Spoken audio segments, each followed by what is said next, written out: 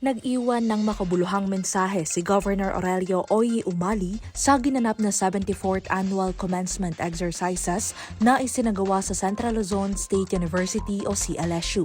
Sa naturang programa, kapansin-pansin ang kumpiyansa at husay ng gobernador sa paghahatid ng kanyang mensahe. Ikinatuwa ng marami ang kanyang dire-diretsyong talumpati na walang binabasang kopya ng speech.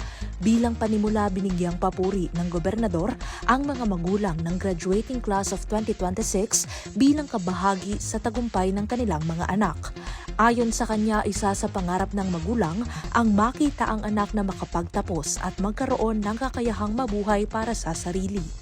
Ang isang pangarap ng magulang ay makita ang kanyang anak na magpagtapos at magkaroon ng kalakasan mabuhay para sa kanyang sarili.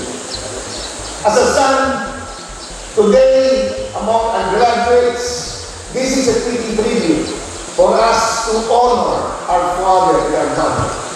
Ang inyong sakripisyo, ang inyong dedikasyon, ang inyong hardship ay pinakamagandang regalo na bibigay natin at respeto sa ating mga magulang.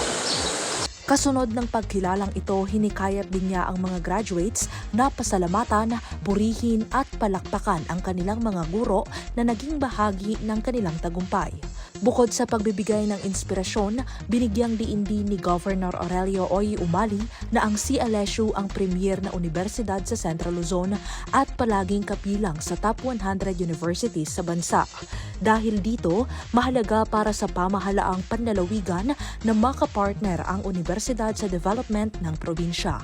Ipinaliwanag niya na nilagdaan na ang isang Memorandum of Understanding para sa pagpapatayo ng isang food processing plant sa lalawigan. Ang hakbang na ito ay malaking tulong para sa mga magsasaka, lalo na sa mga pananim tulad ng sibuyas, kalabasa at kamatis. We have signed an MOU so that we be able to come up with a food processing plant sa pagkakalam natin, we are the only capital. At marami po mga pananim, katulad ng kalabasa at kamatis na kailangan bigyan po ng processing plant so that when the harvest is abundant, meron po tayong kamaraanan. And I really look forward to the support and assistance of the CLSU. Matapos talakayin ang hinaharap, binalikan naman ng gobernador ang mga pinagdaanan ng probinsya noong panahon ng pandemya, kung saan bumagsak ang presyo ng palay. Ikinumpara niya ang mga inuupuang silya ng mga graduates bilang simbolo ng ugnayan ng pamahalaan at ng mga Novo Ecijano sa gitna ng krisis. Dahil sa bulsa ang presyo ng palay, ang bawat silya ngayon na inyong inuupuan ay sa nagsinding ugnayan. Mga upuang bakante nilatag sa ating mga kalsada na kung saan hindi mo man kayo kayang yakapin o kamayan ang mga silya na yan.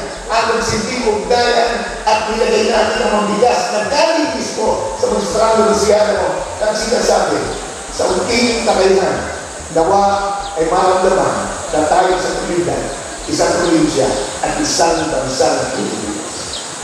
Sa huling bahagi ng kanyang talumpati, nag-iwan ng paalala ang gobernador hinggil sa paglaganap ng social media at artificial intelligence. Bagamat hindi umano siya laban sa teknolohiya, hinikayat niya ang mga kabataan na maging maingat, mapanuri at palaging i-validate ang mga impormasyong nakukuha sa internet.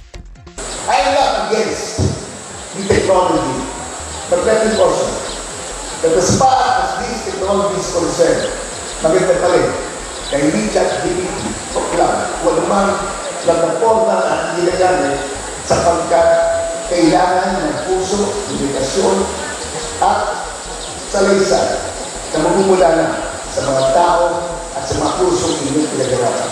Kasabay nito, buong tapang din niyang hinarap ang issue ng kanyang nagdaang kaso na kamakailan ay naging usap-usapan sa social media. Binanggit ng gobernador na kahit anuman ang pagsubok na kanyang pagdaanan ay patuloy siyang lalaban at maniniwala na palaging mananaig ang katotohanan. Hindi po ako masasabing sa nila sa mga kaso, but I will fight to the end to be able to be with you. For after all, the truth will set us free. Bilang pagtatapos, nag-iwan siya ng isang payo para sa lahat ng humaharap sa mga pagsubok sa pamamagitan ng isang Bible verse. Kung hindi natin kaya intindihin, kung hindi natin tanggapin ang mga nangyayari, the only thing that I would say in Proverbs 3:5-6, trust in the Lord with all of your heart, lean not on your own understanding, in all your ways, acknowledge Him, and He will direct your paths. Pamuhay ang class 426 ng St. John's University to God with all the glory.